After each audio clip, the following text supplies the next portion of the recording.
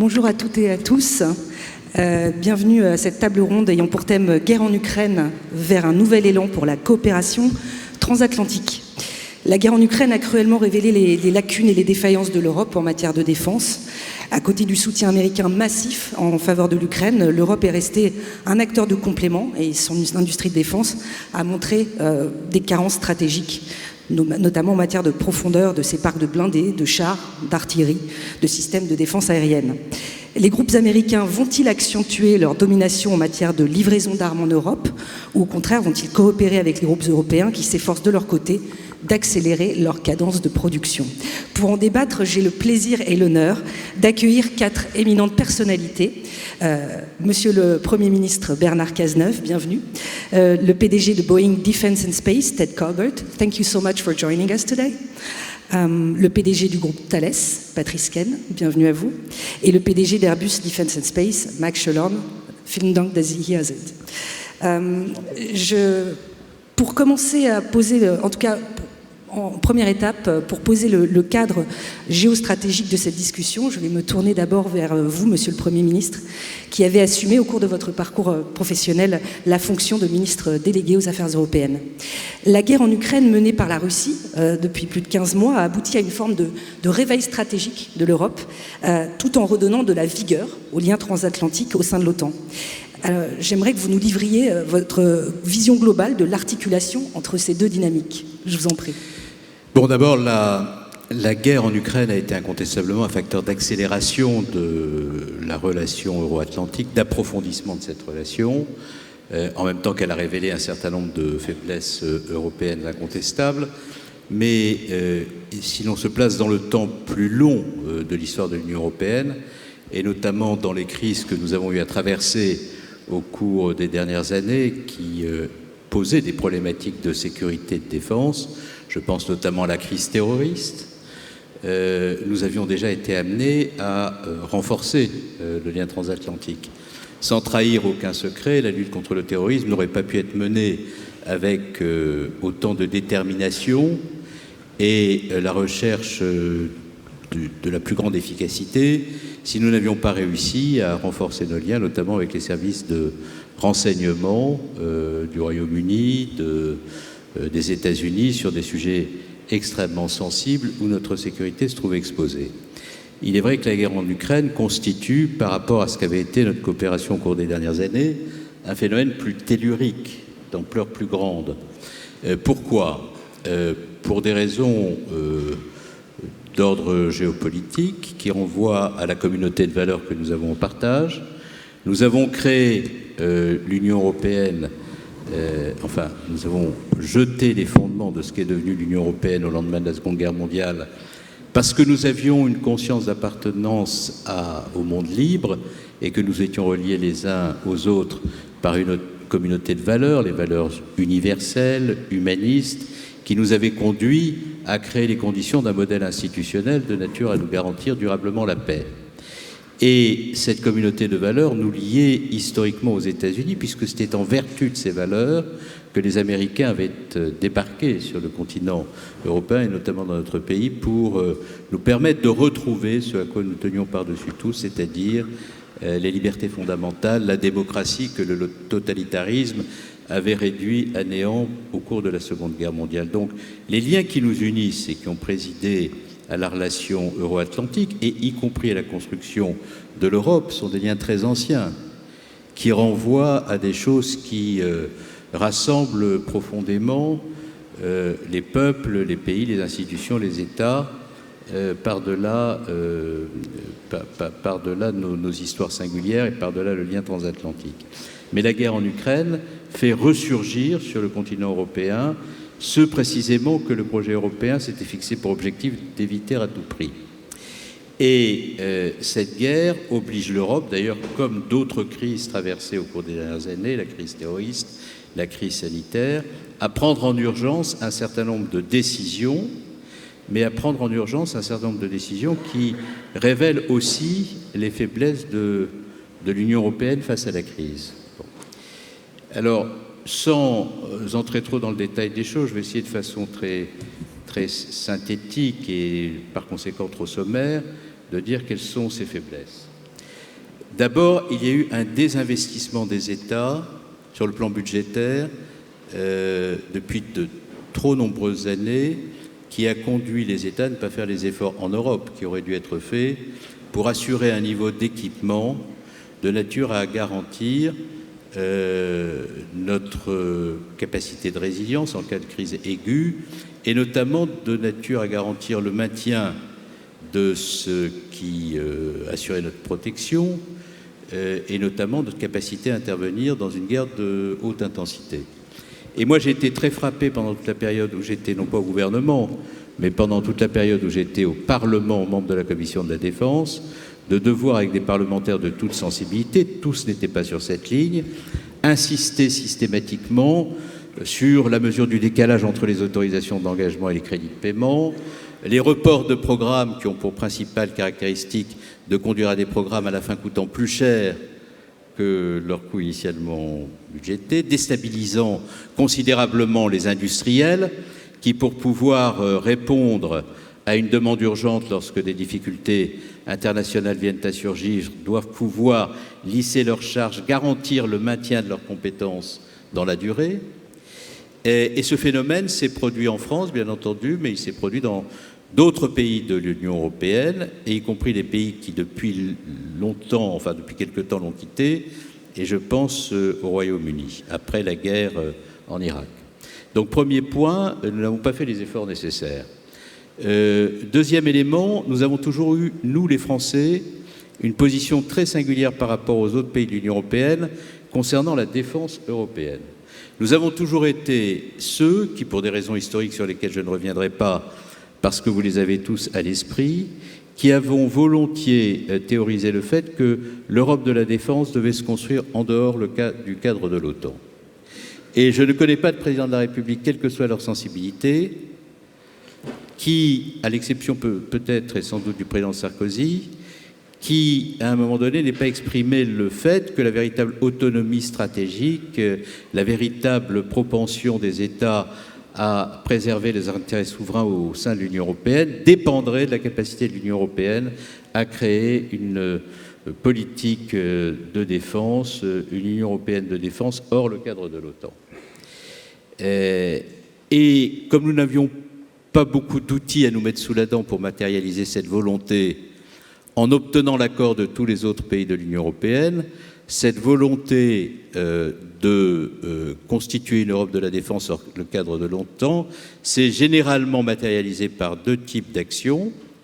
La projection de troupes sur les théâtres extérieurs où la sécurité de l'Union européenne pouvait être mise en cause. Je pense à ce qui s'est passé avec la dissémination de groupes terroristes dans la bande sahélienne, où la France, en quelques heures après la décision d'intervenir au Mali, et a été rejointe ultérieurement, mais ultérieurement seulement par un certain nombre de pays de l'Union, mais sans que nous puissions matérialiser derrière ces actes successifs résultant de l'impulsion donnée par certains pays, dont le nôtre. Tout cela n'a pas matérialisé une capacité de projection de force européenne autonome sur des théâtres d'opération où notre sécurité est en cause. Et puis deuxièmement, la sacralisation du FRED, apparaissant en Europe comme l'outil permettant à nos industries de défense d'émarger à ce fonds européen pour développer une base industrielle et technologique de défense plus significative qu'elle n'était. Mais en dehors de ces deux instruments, je parle sous le contrôle des industriels, je ne me souviens pas d'avoir vu un dispositif cohérent et significatif émerger. Et je pense d'ailleurs, avec le recul, qu'il n'était pas possible qu'il en fût autrement. Parce qu'une partie des pays qui nous ont rejoints au sein de l'Union européenne ont connu pendant très longtemps la dictature et le totalitarisme à l'est de l'Europe, et l'OTAN est très vite apparu à leurs yeux, après que le rideau de fer est tombé, comme l'instrument du retour durable de leur liberté et de la protection de leur sécurité. D'ailleurs, si on prend l'exemple de l'Ukraine, l'Ukraine se rapproche de l'OTAN de 1991.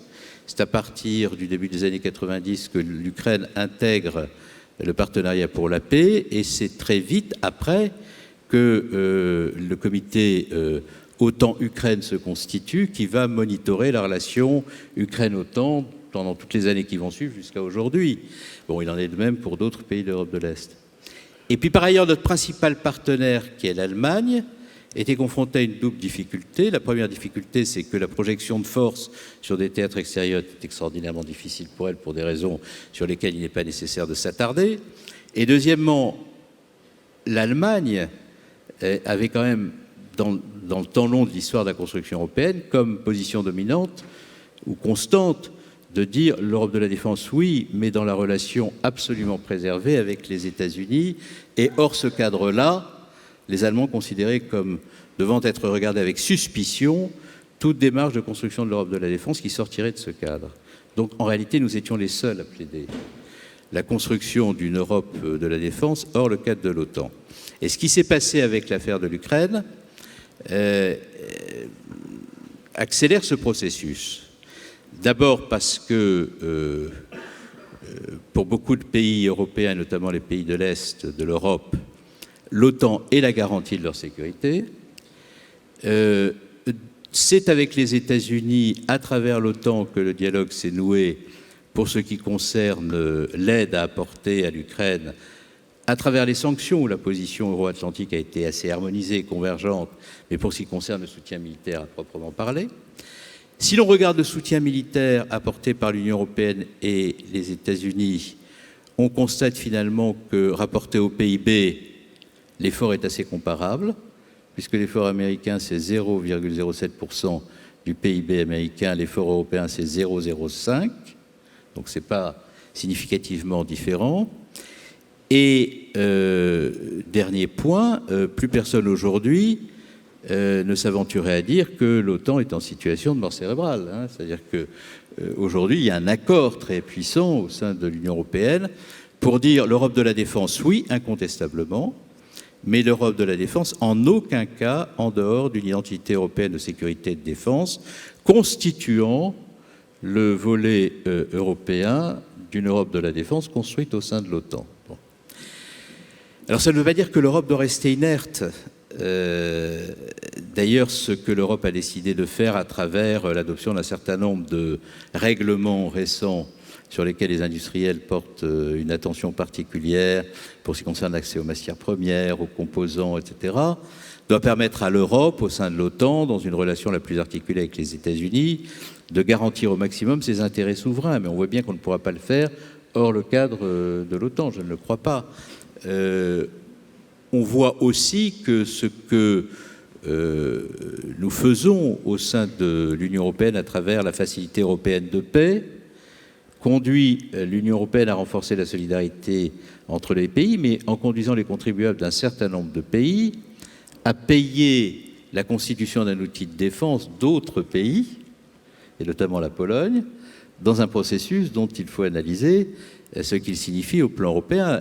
La Pologne a décidé d'attribuer une aide à l'Ukraine à condition que les matériels donnés par la Pologne à l'Ukraine fassent l'objet d'un remboursement à la Pologne ultérieur, mais sur une base qui est la base non pas du coût des matériels cédés, mais du coût du renouvellement des matériels cédés. C'est-à-dire que nous allons payer des matériels neufs en substitution de matériel donné à la Pologne, ce qui peut se comprendre.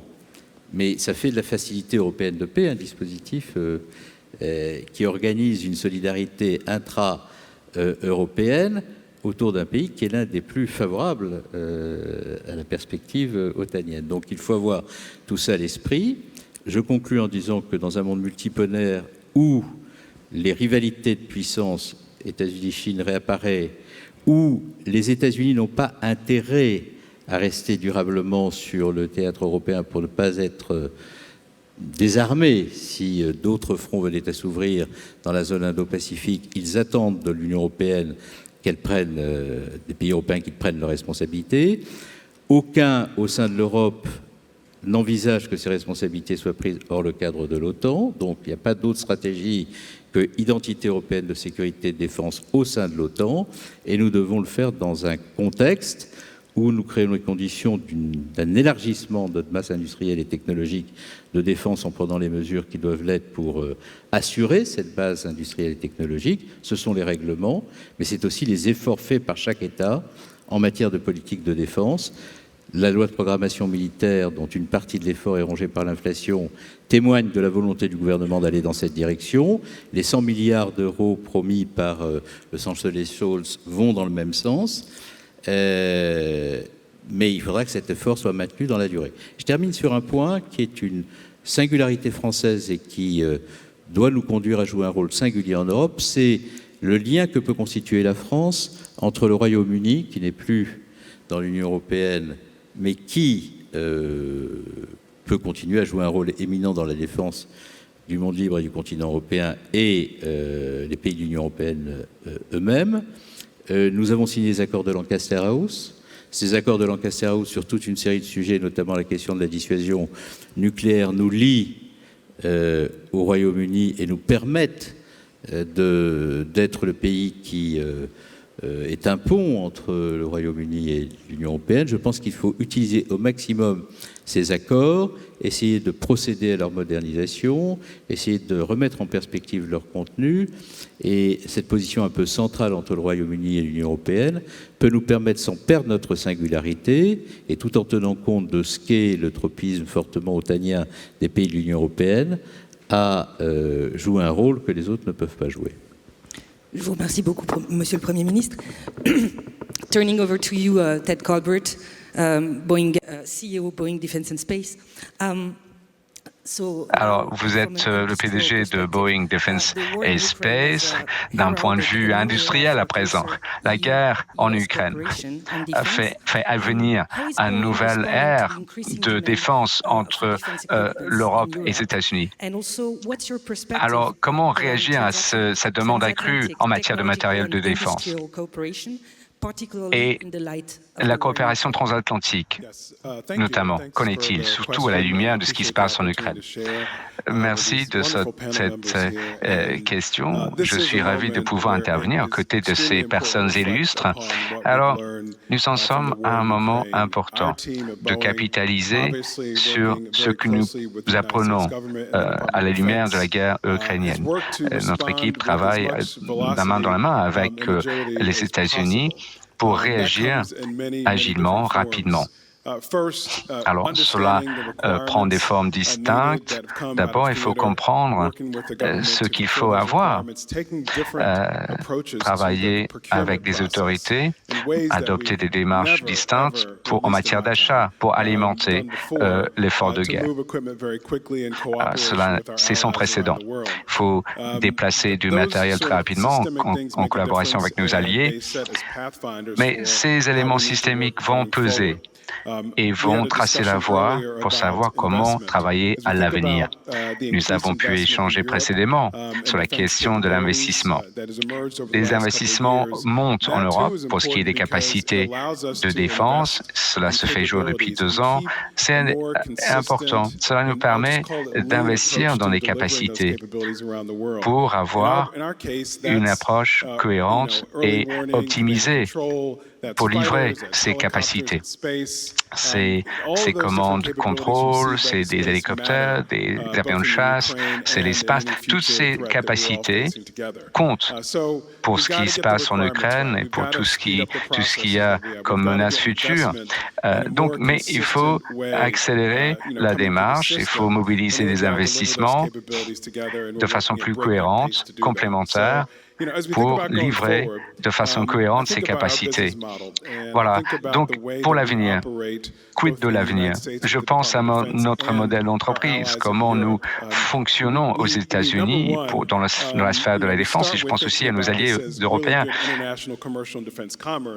Alors, pour nous, c'est un commerce international, certes, mais au fond, c'est aussi consubstantiel de nos valeurs partagées, des valeurs partagées qui nous poussent à rendre disponibles ces capacités à nos alliés pour construire un système européen qui soutient les industries, faire venir de nouveaux talents. Thales est un partenaire remarquable. Je pourrais nommer des compagnies de défense et qui existent dans beaucoup de pays pays européens. Nous sommes au service de 25 pays de par le monde. Donc en développant ces capacités, nous allons faire fructifier ces écosystèmes pour renforcer les capacités. Voilà, c'est ainsi que nous devons capitaliser sur l'augmentation de dépenses qui se constate d'un bout à l'autre de la planète. Donc notre équipe est une base mondiale. Ainsi, nous pouvons travailler ensemble pour remédier à nos problèmes. C'est notre vision. La coopération a sa place, les investissements ont sa place, la chaîne d'approvisionnement, mobiliser des technologies, toutes ces questions d'import, export, ce qu'on peut appeler la bureaucratie, mais qui existe et qui ont le mérite d'exister, mais nous pouvons accélérer, c'est notre travail avec nos alliés, avec le département de la Défense aux États-Unis. Voici notre position actuelle. J'espère que j'ai répondu à vos questions. Moi, je dois vous dire qu'il y a du pain sur la planche. Merci de vos commentaires. Au PDG de Thales, Patrice Ken, la guerre en Ukraine a bien démontré le besoin d'un renforcement du partenariat transatlantique, mais aussi d'une hausse des capacités européennes. Quel défi, à votre sens, cela pose pour l'industrie de défense européenne et comment doit-elle, à votre sens, s'organiser pour répondre au mieux aux besoins croissants du marché et peser face à la concurrence mondiale? Merci beaucoup pour cette question. Je suis parti d'un point de vue, je pense, largement partagé, que la relation transatlantique, ou l'OTAN, c'est deux choses différentes, mais enfin, je fais un paquet des deux, si je puis dire, a besoin d'une Europe qui est doublement forte, premièrement d'un point de vue militaire, en termes de capacité, et aussi d'un point de vue technologique et industriel. Autant le premier point, aujourd'hui, fait, je pense, totalement consensus sur le fait que les pays européens, l'Europe, se doit d'avoir des capacités militaires pour pouvoir se défendre, se protéger, contribuer à la mission de l'OTAN ou pour ses propres, je dirais, objectifs. Et on l'a vu au travers des budgets de défense qui ont commencé à réaugmenter. Moi, le tournant, c'est probablement 2015. 2015, les attentats, en tout cas pour la France. Première inflexion réelle du budget de la défense, prolongée ensuite en 2017 et qui se prolonge maintenant avec la nouvelle loi de programmation militaire. Mais c'est vrai dans les 27 pays de l'Union. Tous les pays de l'Union ont commencé à réaugmenter, alors à due proportion de leur taille, de leur économie et de leur armée. Donc ça a commencé avant la guerre en Ukraine. Après, la guerre en Ukraine est plutôt un accélérateur ou une confirmation que c'est une impérieuse nécessité. Ce qui ne fait pas consensus, c'est le deuxième point, à savoir que cette relation transatlantique a aussi besoin d'une Europe forte d'un point de vue technologique et industriel. Et là, on va trouver au sein des pays de l'Europe, de l'Union, finalement toute la nuance de gris, entre, je dirais, à l'extrémité du spectre, par exemple la France, qui a, moi, ce que j'appelle une stratégie du, allez, on va dire 100% souverain, peut-être 99%, mais en tout cas, qui va vraiment chercher, et ça depuis des décennies et des décennies, à avoir sur son sol national les capacités technologiques et industrielles pour servir ses besoins militaires. Finalement, d'être le moins dépendant possible des autres, sans doute d'ailleurs tiré par la dissuasion nucléaire, qui est une spécificité aussi française, et désormais unique au sein de l'Union depuis le départ de la Grande-Bretagne, du Royaume-Uni, de l'Union européenne. À l'autre extrémité du spectre, on va trouver des pays effectivement plus à l'est. Souvent on cite la Pologne, mais je ne veux pas stigmatiser tous les tels. Puis après, ce sont des choix là aussi souverains, qui ont, je dirais, des politiques plutôt non souveraines, souvent d'ailleurs américano-opportunistes, si je puis dire, qui achètent beaucoup. Alors c'est normal aux États-Unis, parce qu'ils font de bons produits aux États-Unis, donc c'est pas non plus illogique, mais qui n'ont certainement pas du tout cette stratégie. Et puis entre les deux, vous trouvez effectivement toutes les nuances de gris entre différents pays qui privilégient ou équilibrent plus ou moins BITD d'un côté et puis capacité qu'on achète à l'étranger. Une fois qu'on a dit ça, je dirais que ça a différentes conséquences sur la base industrielle technologique de défense. Alors, point 1, la BITD européenne n'existe pas. D'abord, la BITD, c'est une invention française, qui est très mal comprise par nos partenaires en Europe. Déjà, l'acronyme n'est pas facile.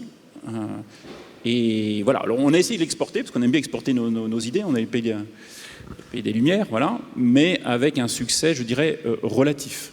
Donc la BITD européenne n'existe pas. Ce qui existe aujourd'hui, c'est dans certains pays des BITD, et notamment en France, donc une stratégie volontariste de construire et d'entretenir une industrie technologique, innovante, souveraine, etc. Elle est plus ou moins forte selon, encore une fois, les moyens qui consacrent les pays. Nous sommes totalement dépendants, en tant qu'industrie de défense, des investissements des États. Je rappelle qu'on ne peut pas exporter, c'est interdit par la loi, nous le faisons en dérogation, après autorisation des différents gouvernements dans lesquels nous sommes implantés. Sous-entendu, c'est d'abord, le premier investisseur, c'est d'abord les gouvernements ou le gouvernement en question, c'est pas l'entreprise elle-même. Voilà, cette industrie fonctionne de manière particulière. Je le répète souvent parce que voilà, on est tellement imbibé de culture commercial, civile, où les gens investissent et prennent leurs risques. L'industrie de défense, c'est vraiment l'exception qui confirme la règle. Elle ne marche pas comme ça. Et puis, en Europe, il y a de temps en temps des coopérations programmatiques.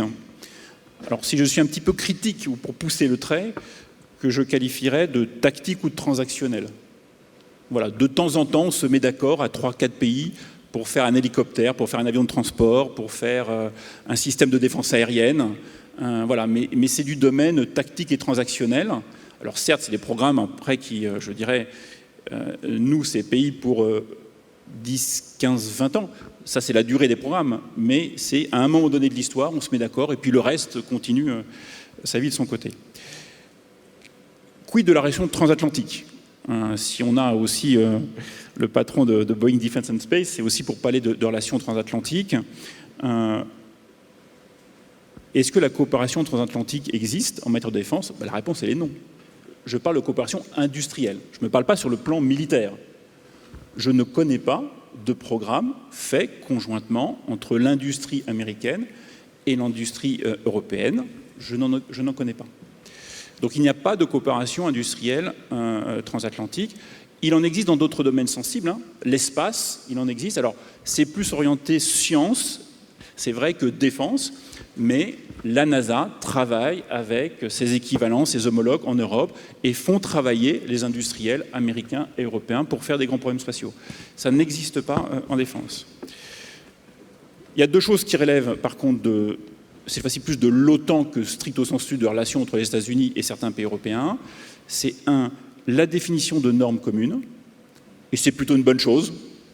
C'est plutôt une bonne chose, mais parce qu'elle organise l'interopérabilité finalement. Donc même si chacun fait un objet de manière différente, ils peuvent au moins fonctionner ensemble, se parler, interéchanger. Mais soyons pas naïfs. Derrière, je dirais, les travaux de standardisation à l'OTAN, ce sont des batailles industrielles aussi. Ce sont des batailles industrielles. Et puis, il existe à l'OTAN des programmes d'acquisition. L'OTAN achète plein de choses. Et de temps en temps, ça donne lieu à des consortiums, on va dire, américano-européens. Mais encore une fois, c'est tactique et transactionnel. Il y a 20 ans, quand l'Europe a commandé un grand système de planification et de contrôle et de commande des opérations aériennes, ça s'appelle ACCS, c'était derrière un consortium entre Raytheon et Thales qui l'a réalisé. On peut dire que c'est une coopération transatlantique, mais ça reste un achat transactionnel. Si demain, dans un autre grand programme sous l'égide de l'OTAN qui s'appelle AFSC, qui est grosso modo le renouvellement des AWACS, mais sous forme de système, je résume à ma sauce, il y a des teams transatlantiques. Nous, on est avec Boeing. Je crois que mes camarades d'Airbus sont avec d'autres partenaires américains. Mais à nouveau, on est dans le transactionnel. Voilà. Et nul besoin de préciser, mais je le dis quand même, que quand un pays en Europe achète du matériel américain, ce n'est pas ce que j'appelle une coopération industrielle. Ça répond à un besoin militaire, mais ce n'est pas une coopération industrielle. Alors qu'est-ce que peut faire l'Europe ? 3 points et j'en aurai fini, mais des choses que vous avez déjà entendues. Se saisir des normes quand, je dirais, sous l'égide de l'OTAN, ça ne marche pas ou, je dirais, il y a une pression de tel ou tel industriel qui est trop forte. Voilà. On l'a fait dans le passé, notamment dans le domaine des communications, qui est un domaine qui, je veux dire, par construction, a besoin d'interopérabilité. Pour se parler ensemble, il faut partager des protocoles de transmission, d'échange, de communication. Quand il y avait une pression trop forte de l'industrie américaine, pour ne pas la nommer, certains pays en Europe ont décidé de se mettre ensemble, en dehors de l'OTAN, pour développer des protocoles de transmission entre eux et pour les rendre, pour être interopérables, finalement, dans un sous-groupe de pays. Travailler sur les normes, quand effectivement, je dirais, ça ne marche pas côté OTAN. Deuxièmement, il faut continuer à pousser les programmes européens, même si c'est un exercice extrêmement difficile. On l'a vu, je dirais, dans l'histoire des programmes européens et on le voit encore maintenant dans les programmes qui ont été lancés, je dirais, plus récemment entre la France, l'Allemagne, l'Italie, je pense au SCAF, mais il y en a d'autres qui pourraient là aussi déboucher. Il y a les acquisitions aussi en commun. Là, c'est sous l'égide de l'Union avec, je dirais, l'acquisition de munitions en commun. Je dis oui si c'est pour acheter en Europe, parce que si c'est pour acheter en Europe, à ce moment-là, bon, ben ça ne va pas aider la BITD des différents pays. Et puis, il y a les nouveaux instruments que vous avez cités, Monsieur le Premier ministre, le FED, et puis les instruments aussi EDIDP, EDIRPA, pardon pour tous ces acronymes, ce n'est pas mon invention, c'est ceux de la Commission, qui permet de financer de la recherche, de l'innovation et peut-être demain des programmes. Je questionne quand même l'efficacité de ces mécanismes. Comme ils sont stricto sensu soumis à la règle du retour géographique, d'ailleurs on le voit aussi dans le spatial, qui connaît cette même, je dirais, doxa, c'est pas toujours compatible, et c'est un euphémisme, de l'efficacité, je dirais, au bout du bout industriel et de la compétitivité. Mais l'Europe est ainsi faite que nous ne sommes pas un pays, mais une somme de pays. Et puis, troisième point, si au bout du bout, on veut vraiment avoir des groupes européens ou à racines européennes, même si on est tous globaux, hein, nous n'opérons pas qu'en Europe, hein, mais en tout cas forts et qui puissent fournir et répondre aux besoins technologiques, industriels et donc capacitaires des pays européens, il faudra bien un jour reprendre le chemin des consolidations. Ce chemin des consolidations industrielles s'est arrêté, grosso modo, à la constitution de ADS. Voilà, 25 ans. Alors, il y a eu des choses depuis 25 ans, je caricature aussi un peu pour marquer les esprits. Il y a eu des regroupements, etc. Mais je dirais de marquant, de majeur. La dernière consolidation majeure en Europe, ça a été la création de EADS, devenu Airbus depuis. Mais je dis EADS on purpose. Voilà. C'est pour bien marquer que c'était il y a à peu près 25 ans. Voilà.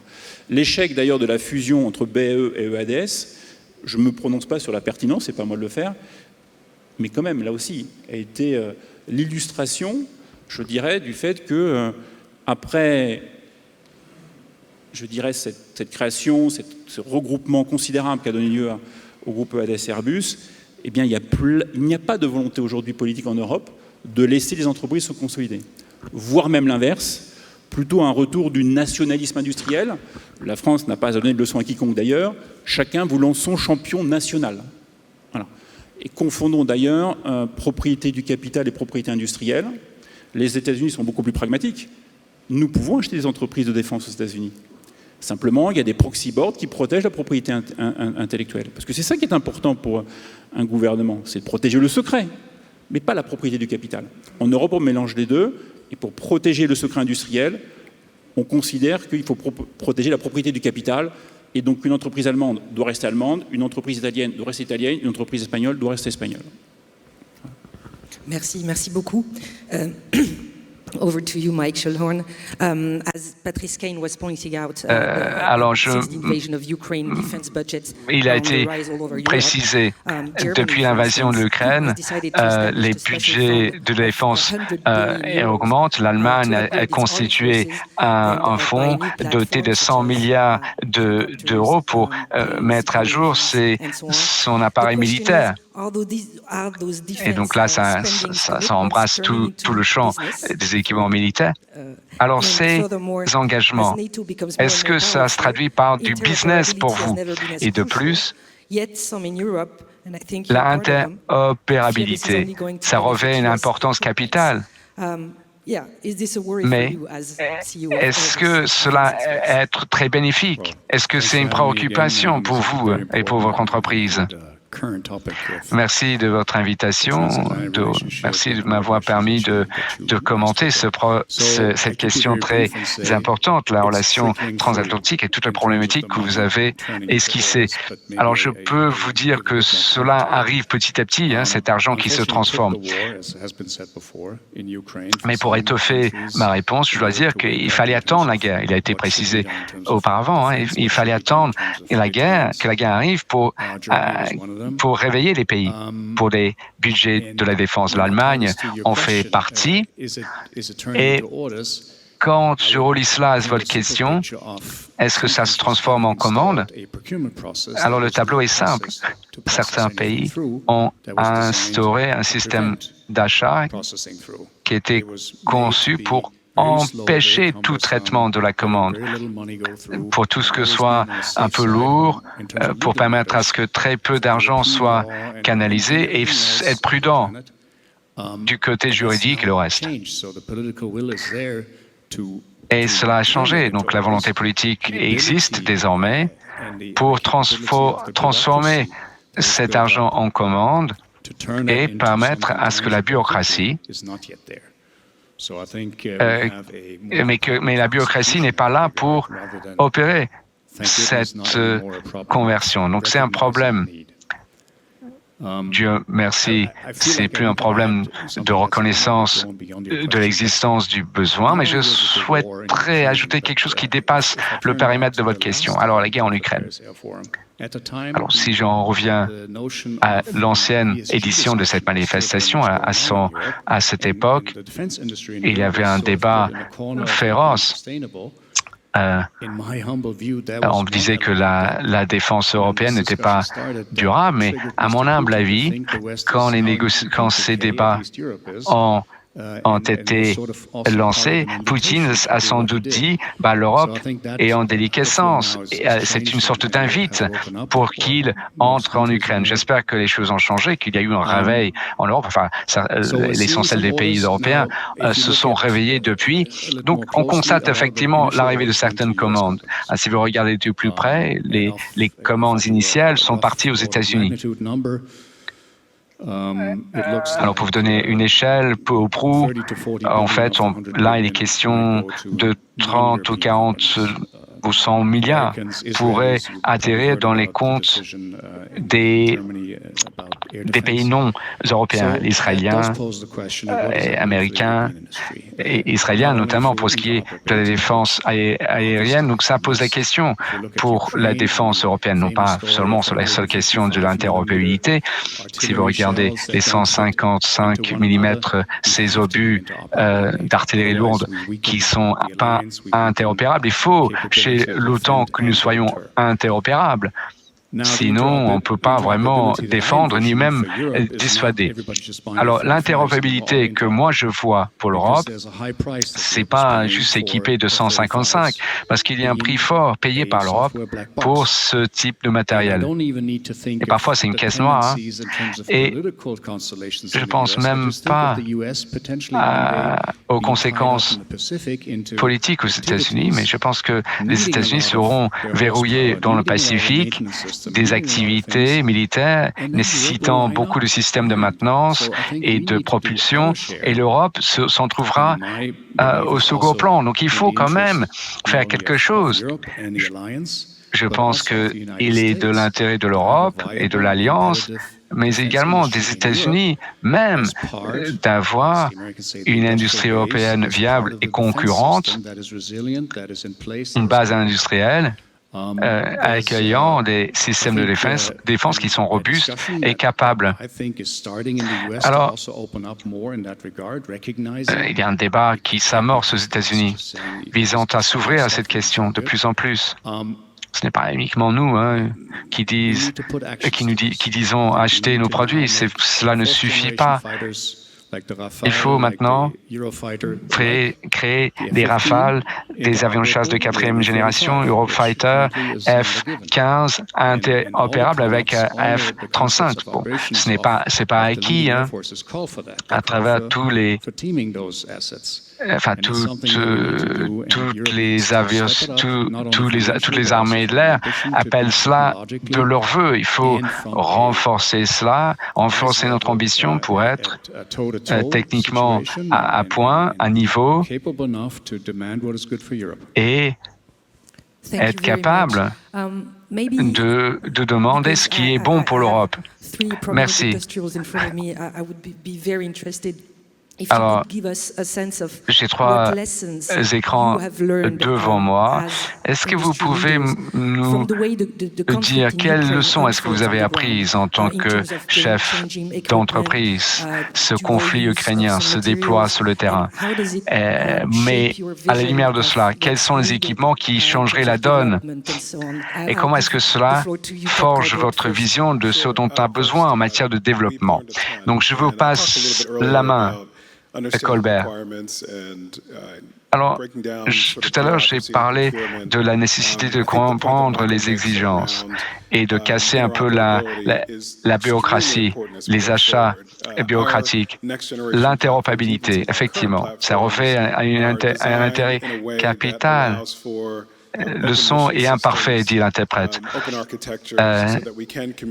Il faut avoir des systèmes, des architectures ouvertes nous permettant de communiquer à tous les échelons, à tous les étages.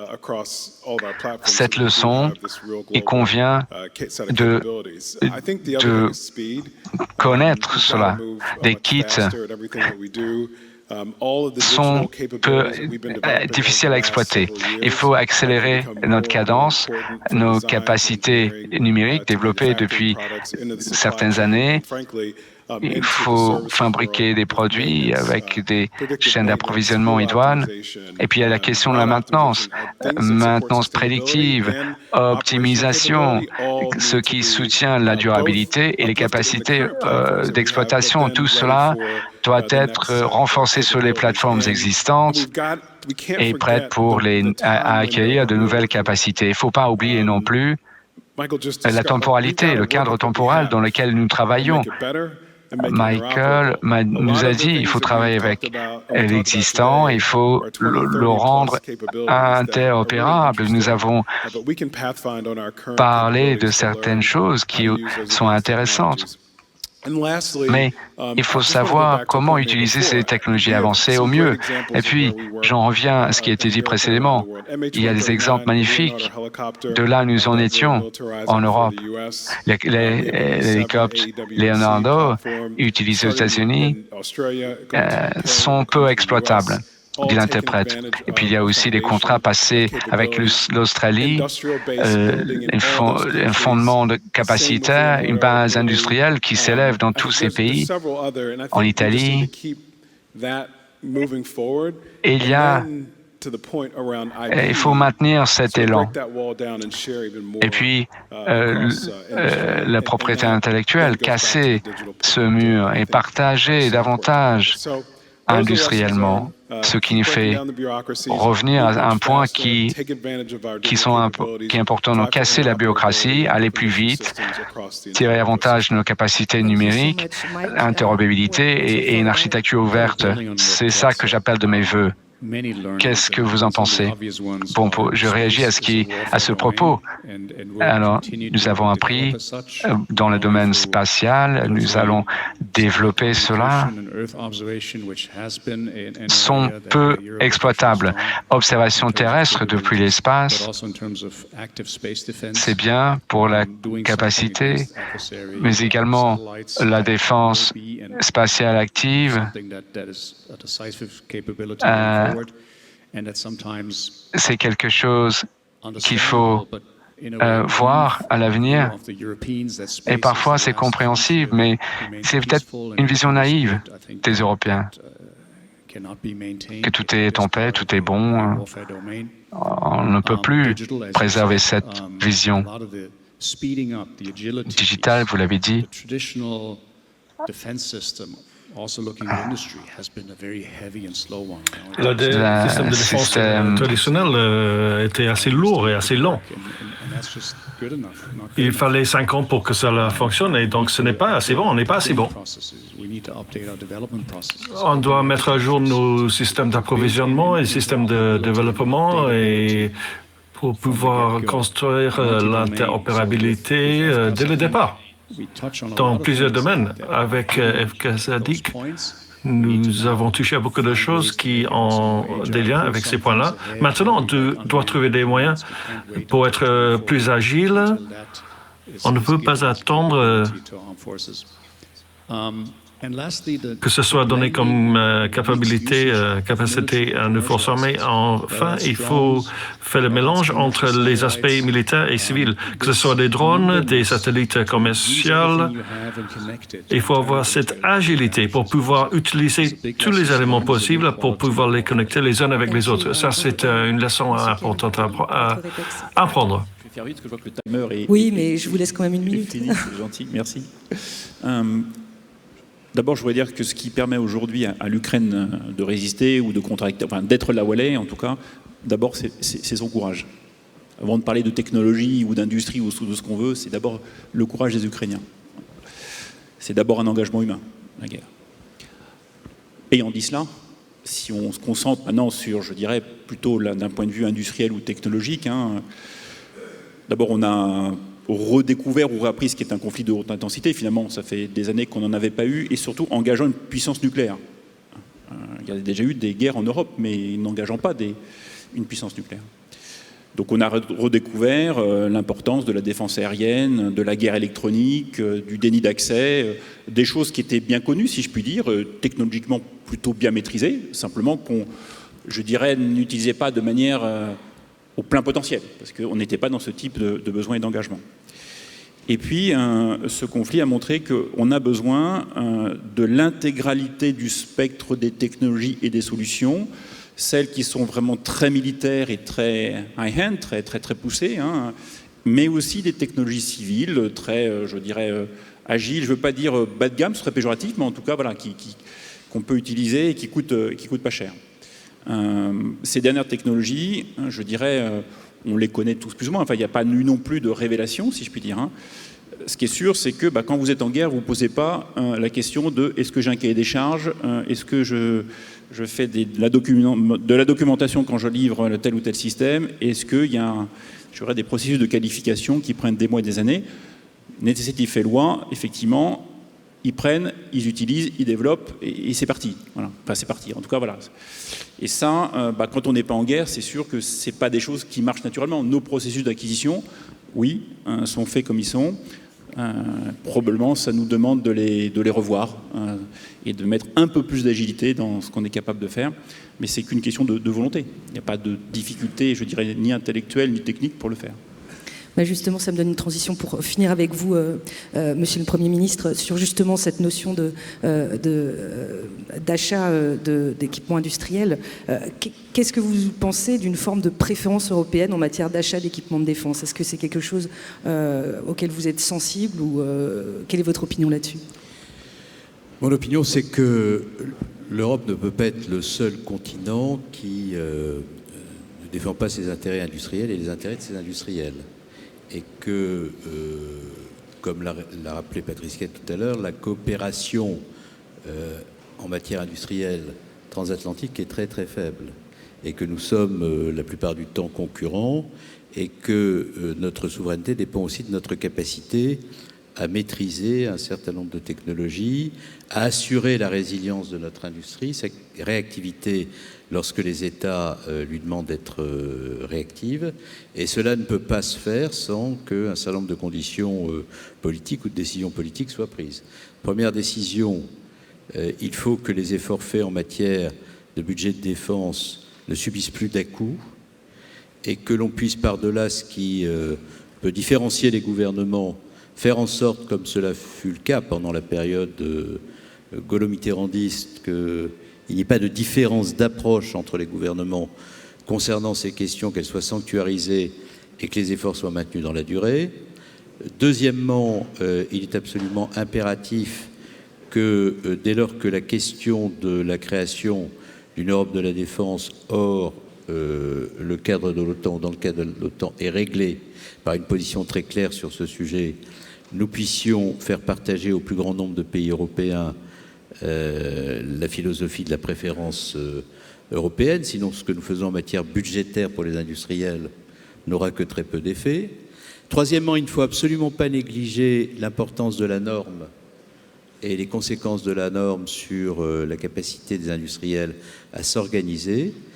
Ça vaut bien entendu pour tout ce qui relève du secteur de la défense à proprement parler, mais ça vaut plus généralement pour ce qui relève de l'utilisation du droit comme un instrument de puissance, notamment lorsque le droit devient un instrument de puissance extraterritoriale, et que nous n'avons aucune raison de ne pas chercher à faire en sorte que le droit européen puisse être utilisé lui aussi comme un instrument de rééquilibrage de la relation euro-atlantique. Si on arrive à traiter de ces trois sujets, on l'aura bien mérité de la patrie. Monsieur le Premier ministre, messieurs, je vous remercie très sincèrement d'avoir participé à cette table ronde. Merci au public.